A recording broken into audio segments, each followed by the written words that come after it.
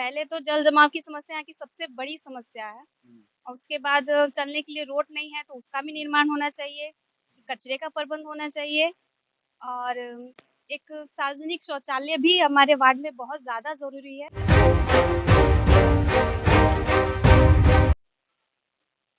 नमस्कार, आप देख रहे हैं दर्पण 24 न्यूज़ और चुनावी कार्यक्रम जान-पहचान के कार्यक्रम में हम मौजूद हैं और हमारे साथ मौजूद है दरभंगा नगर निगम के वार्ड संख्या 14 की प्रत्याशी स्मृति ईरानी। पहली बार अपना किस्मत आज़मा रही और युवा हैं, युवा कहीं न कहीं पूरे दमख़म एनर्जी के साथ किस्मत आज़माती है।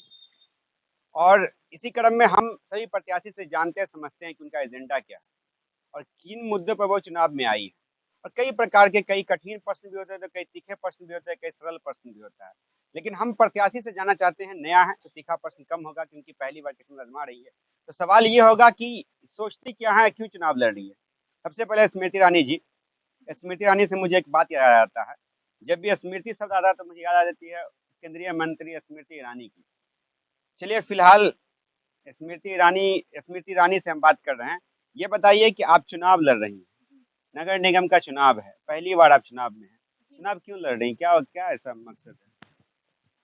जब मैं वार्ड में नॉर्मली पहले भी घूमती थी तो मुझे लगता था कि इस वार्ड में बहुत सारी समस्याएँ हैं। हुँ, हुँ। जैसे घूमते समय देखती थी कि रोड तो बिल्कुल भी मतलब डेवलप नहीं है यहाँ पर, उसकी हालत एकदम खराब है रोड की। ऊपर से जल जमाव होता है तो किसी-किसी जगह ऐसा जल जमाव होता है कि वहाँ चलने के लिए भी सोचना पड़ता है, तो लोगों को कितनी कठिनाई होती होगी जो वहाँ रहते हैं, उन्हें कितनी कठिनाइयों का सामना करना पड़ता होगा अपनी डेली रूटीन में।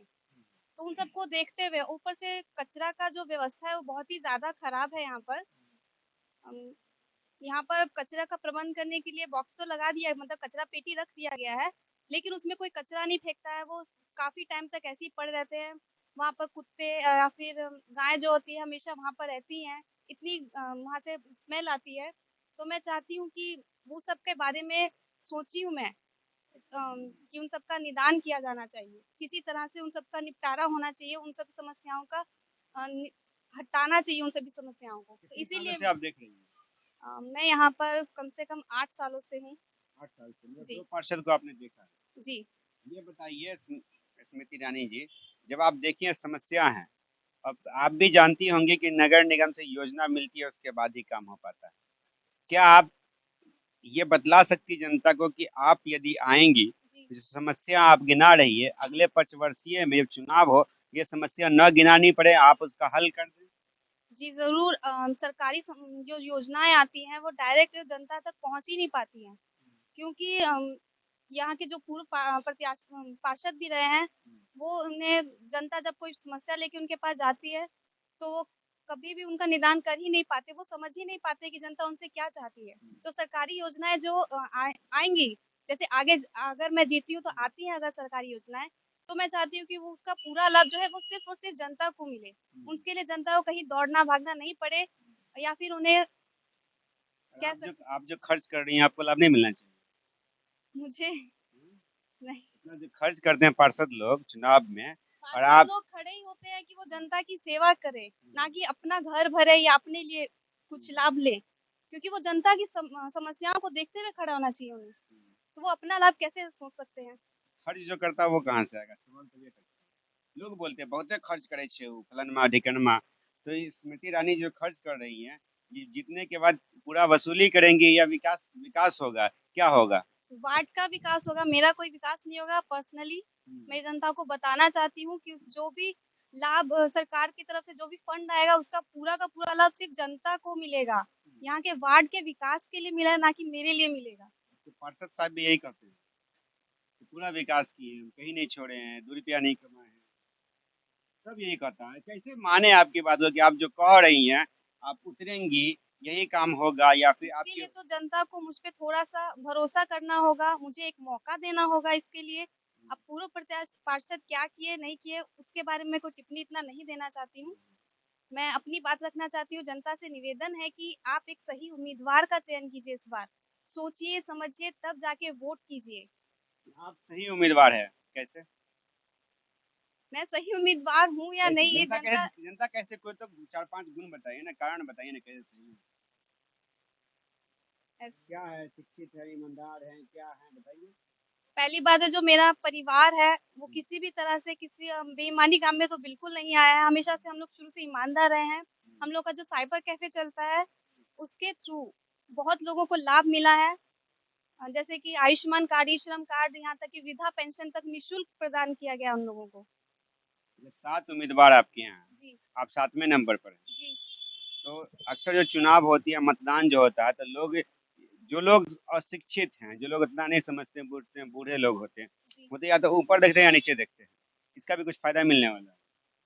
मेरा क्रमांक संख्या जो है वो 7 नंबर पे है, मोड़ छाप। हुँ, एक तो बहुत अच्छी बात है कि वो मोड़ छाप है, हुँ, हुँ, ऊपर से वो सबसे लास्ट में है, हुँ। अंतिम है उसका। तो लोगों को कहीं न कहीं मैंने समझाने का प्रयास किया, जो बुज़ुर्ग लोग हैं, जो समझ नहीं पाते हैं कि वो ईवीएम मशीन के 7 नंबर पे यानी सबसे नीचे है। कहीं न कहीं सुविधा मिला है मुझे कि मैं लोगों को समझा सकती हूँ कि वो बीच में या ऊपर या कहीं नहीं जाएँगे, वो सिर्फ़ नीचे ही ध्यान देंगे।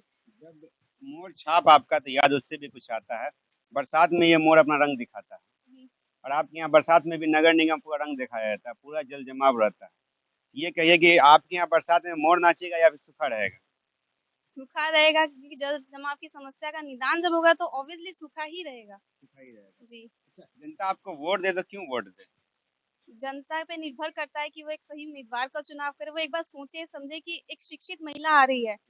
उम, मैं जब आऊँगी तो मैं किसी के सपोर्ट मतलब अगर मुझे कोई काम करना होगा तो मैं किसी से पूछने से पहले पहले उस चीज़ को पढ़ूँगी, हुँ। समझूँगी, कोई योजना आ रही है उसके बारे में समझना पहले ज़्यादा ज़रूरी है, तभी हम जनता को लाभ पहुँचा सकते हैं इसके बारे में। 2-3 चीज़ हमको और समझ आइए थोड़ा-सा। कौन है पति का क्या नाम है? अंकित कुमार नाम है, अंकित कुमार नाम है, ठीक है चलिए।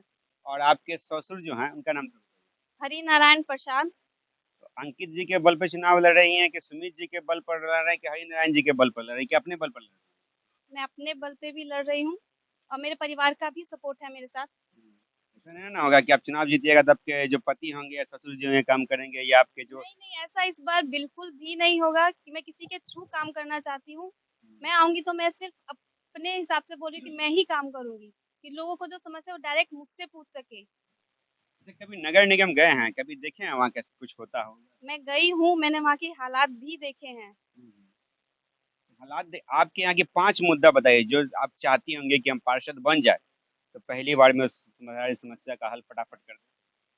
पहले तो जल जमाव की समस्या यहाँ की सबसे बड़ी समस्या है हुँ, और उसके बाद चलने के लिए रोड नहीं है तो उसका भी निर्माण होना चाहिए, कचरे का प्रबंध होना चाहिए और एक सार्वजनिक शौचालय भी हमारे वार्ड में बहुत ज़्यादा ज़रूरी है।